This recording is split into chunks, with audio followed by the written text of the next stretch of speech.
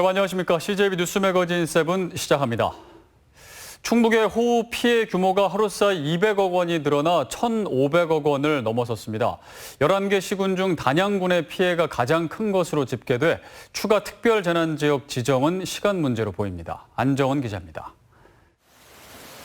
충청북도가 집계한 도내 호우 피해 규모는 약 1,530억 원, 하루 새 약 200억 원의 피해가 추가됐습니다.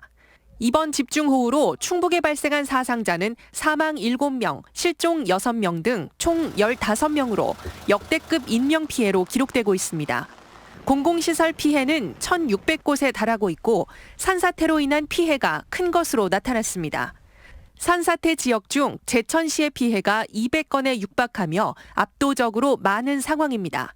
주민들의 재산권과 직결되는 사유시설 피해 규모는 약 180억 원, 이 중 단양군의 피해가 100억 원을 넘어 절반 이상을 차지합니다.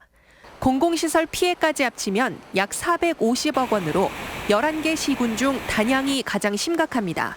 하지만 단양군은 지난 7일 특별재난지역에서 제외돼 도는 특별재난지역 추가 지정 검토를 요청한 상태입니다. 기준 금액보다는 7배가 넘는 그런 피해를 보이고 있습니다. 그래서 특별재난지역으로는 지정될 것으로 보이고 있고 저희들은 시간의 문제라고 이렇게 판단을 하고 있습니다. 지난 8일 갑작스런 용담댐 방류로 인한 옥천과 영동의 피해도 적지 않습니다. 이재민과 일시 대피자를 앞에 291세대 465명이 발생했고 주택 침수도 67동에 달합니다. 농경지 피해는 654농가, 약 190헥타르가 물에 잠겼습니다. 폭우로 삶의 터전이 망가진 주민들을 돕고자 자원봉사 행렬이 이어지며 현재까지 15,000명이 넘는 봉사자들이 일손을 보탰습니다. 충북 사회복지공동모금회도 집중호우 피해 주민을 돕기 위해 오는 31일까지 특별 모금을 진행합니다. CJB 뉴스 안정은입니다. 열악한 도내 의료 환경 개선을 위해 의사 수를 늘리고 공공의료를 강화해야 한다는 목소리가 나오고 있습니다. 코로나 사태로 중요성도 부각된 만큼 컨트롤 타워를 설치해 취약 지역을 관리할 필요성이 있다는 것입니다. 김기수 기자입니다. 도내 의료 인프라는 전국 최하위 수준입니다. 인구 10만 명당 치료 가능 사망률은 58.5명, 입원 환자의 연평균 증가율은 7.3%로 전국 1위를 기록했고 의사 수는 2,400여 명, 의료기관 수는 1,700여 개로 각각 전국 14위와 13위로 최하위권에 머물고 있습니다. 더 늦기 전에 공공의료 확대하라! 충북 보건의료노조가 의대 정원을 확충해야 한다며 목소리를 높입니다. 열악한 도내 의료 인프라를 해결하기 위해선 공공의대 설립을 통해 지역 의사 수를 확충해야 한다고 주장했습니다. 충북 지역, 북부 지역과 남부 지역에 부족한 필수 진료를 제공하기 위한 공공병원을 확충할 계획을 조속히 수립해야 합니다. 이와 함께 공공의료 컨트롤 타워 역할을 할 충북 공공보건의료 지원단을 조속히 설치할 것을 제안했습니다. 이에 대해 충청북도는 현재 89명인 충북대와 충주 건국대 의대 정원을 160명까지 늘려나가겠다는 계획입니다. 또한 지역 의료원 등의 연간 200억 원 규모로 시설과 장비 투자를 지속해 나가기로 했습니다. 남부 쪽에는 지역 거점 병원이 의료원이 없는 상태입니다. 그래서 이제 복지부도 그거에 대해서 고민을 하고 있는데 앞으로 그쪽의 방향이 어떻게 될 것인가 중앙정부와 협의해서 총 파업까지 불사한 의사협회의 반대와 지역 간 치열하게 전개될 의대 정원 확보 경쟁 속에 충청북도의 치밀한 의료 분야 전략 수립이 절실해 보입니다. CJB 뉴스 김기수입니다.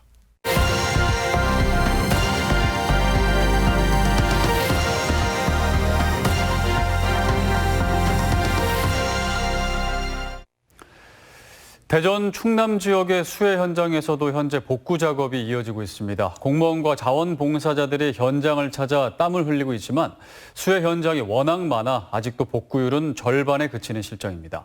TJB 류재일 기자입니다.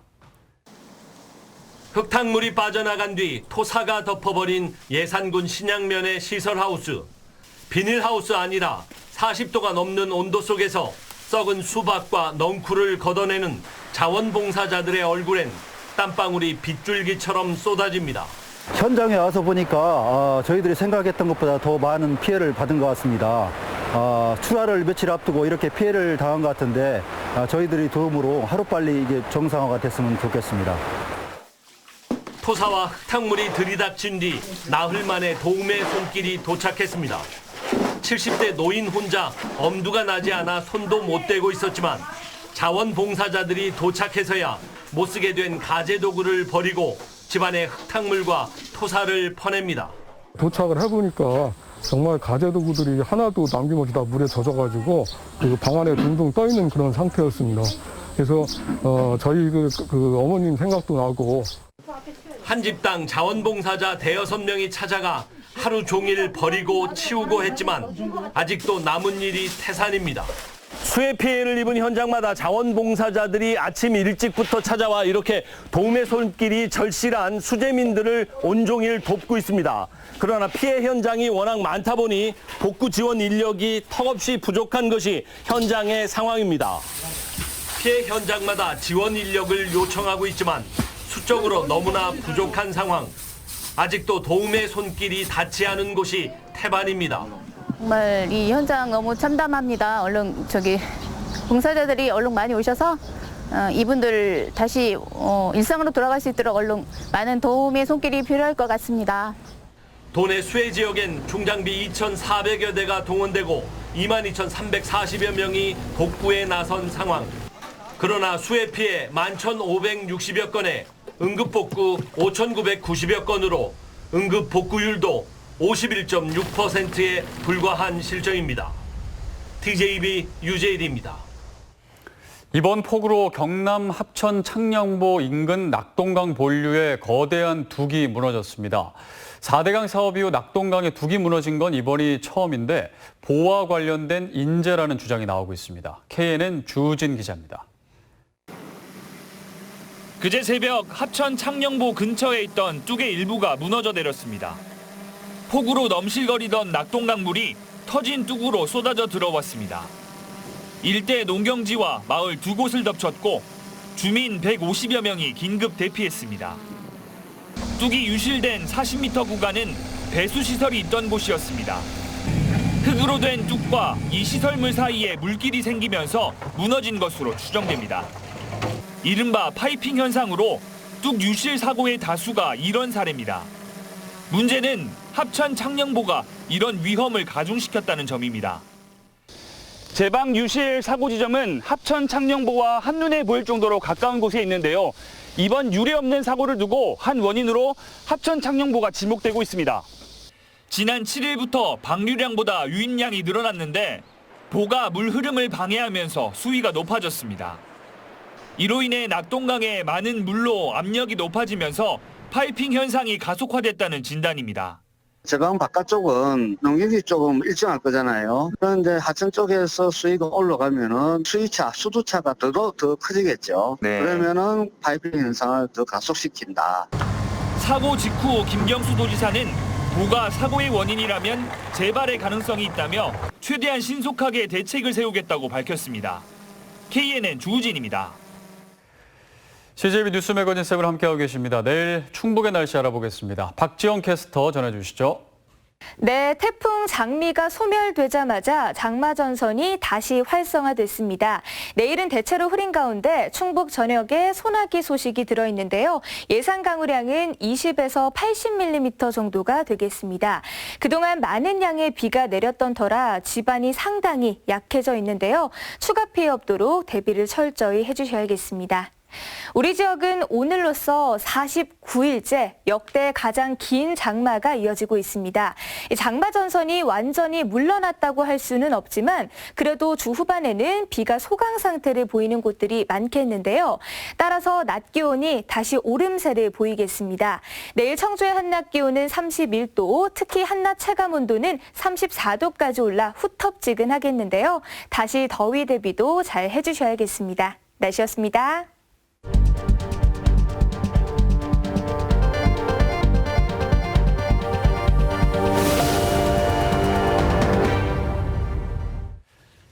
네, 오늘 뉴스 초점을 살펴보는 뉴스 브리핑 순서입니다. 보도국 조상우 기자와 함께하겠습니다. 집중호우 소식부터 좀 살펴볼 텐데 일단 장마가 올해는 정말 기네요. 네, 집중호우를 동반한 이번 장맛비, 충북에는 지난달 28일부터 시작됐으니까 네. 오늘로 보름째입니다. 충북에 깊은 상처를 남겼고요. 8월 2일과 3일에 충북 중북부 지역을 강타를 했고 지난 주말에는 용담대 방류로 인해서 남부 지역이 큰 피해를 입었습니다. 네, 지금 현재까지 집계된 그 충북의 피해액이 이제 앞서 리포트에 나왔는데 1,500억 원이 넘어섰다고요. 네. 어제부터 각 시군에서 피해액을 전산에 입력하기 시작했는데 네. 그러면서 이제 충북 전체 피해 규모가 드러나기 시작했습니다. 먼저 지금은 피해액을 계속 입력하는 기간이기 때문에 추가 조사나 현장 확인에 따라서 피해액이 증가할 수도 있고 또 반대로 감소할 수도 있습니다. 네.